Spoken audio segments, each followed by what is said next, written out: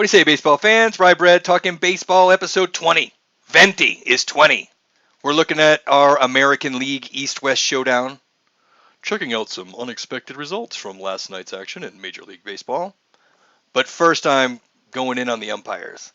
After I watched the Rays and A's even their series on some questionable umpiring again, I switched over, waited a minute and a half or so to get my feed to switch to the Brewers and Marlins, just in time to see Jackie Bradley Jr. steal second base. They take it to replay. His fingers came off the bag. But his fingers came off the bag because the defender lifted his arm and his fingers came off the bag, and they called him out. They changed it to an out call. My wife, in her own way, asked me, "Are you allowed to take the hand off and tag him?" No. So my wife is now 2-0, and Major League Baseball's 0-2 on these calls. It's very clear that his hand is just removed from the bag because of the force applied to his forearm by the defender. It's open and shut. And until the umpires start using this replay as a tool rather than a completely separate thing, it's going to fail. Because you're left with two options now. My tinfoil conspiracy that they're just trying to tank it so bad that they scrap it. Because if you have it right on the field and then you change it to the incorrect call, that's how you kill it quickly. And after these other two just egregious errors that we had in Atlanta and then at the Trop, and then this one just the next night, it's really poor. So you're either trying to sink it or you're so woefully inept that failure is more common than success. And either way, that's a leadership failure. You have to do something about that strategy. When you fail that continuously, any business. That umpiring thing with the replay is really out of control right now. There's no accountability. The poor leadership is leaking on the field. Every game you watch now, fans from both sides are wondering where the strike zone is. It's gotten really bad. A couple of the games I watched, the announcers are through being nice about it in some cases. That game last night, Rays and A's, that I watched the majority of, that strike zone was a joke. And it didn't matter what telecast you were looking at here.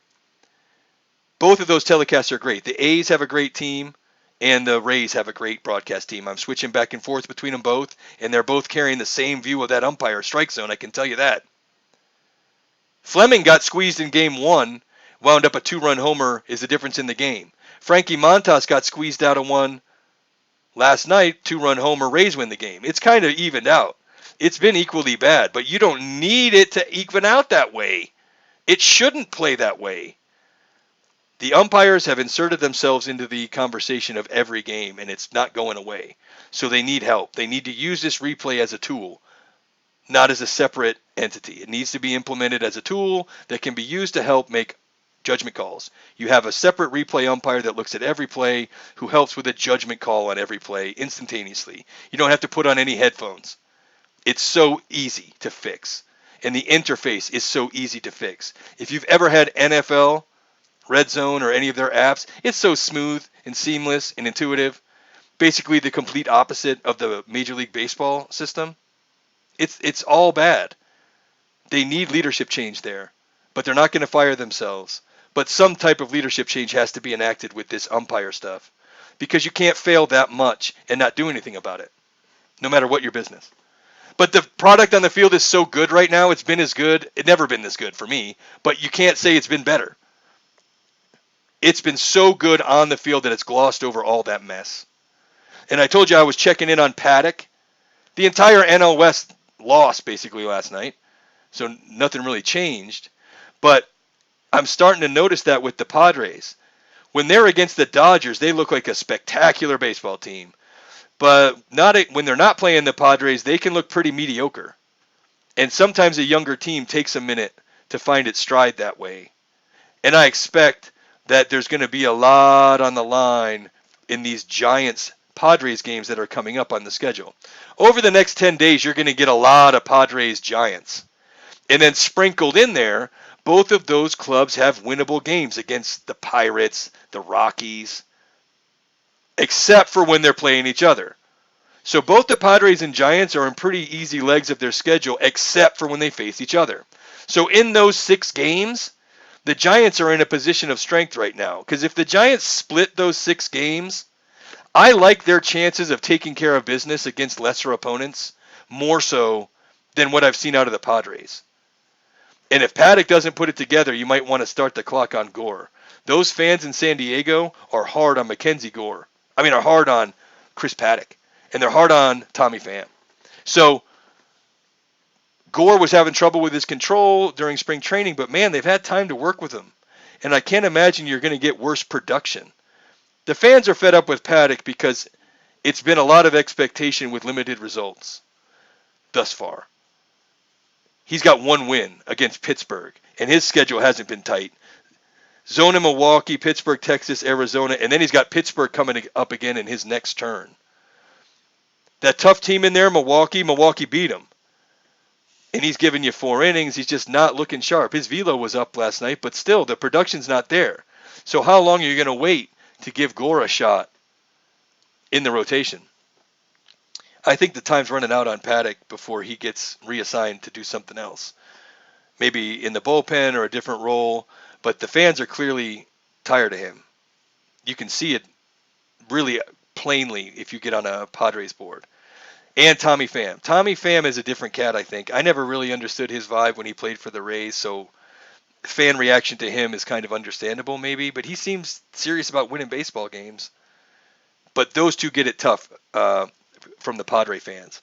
So maybe start the clock on Mackenzie Gore if Paddock goes out and lays an egg against Pittsburgh in his next turn. His ERA is over 5, and the Padres are in it to win it. They're not going to handle that for a long time. And these games against the Giants coming up are going to be big. So out west, the Dodgers I expect to keep winning, and I expect this thing to stay close.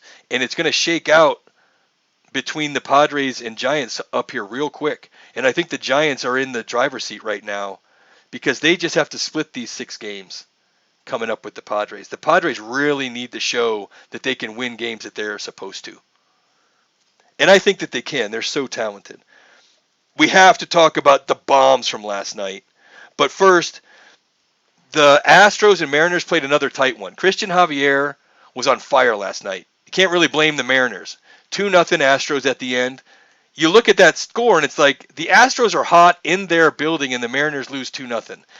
I know there aren't any moral victories, man, but if you're a Mariners fan, you can't be too upset about that. And I've been watching a lot more Mariners baseball than I have in the past.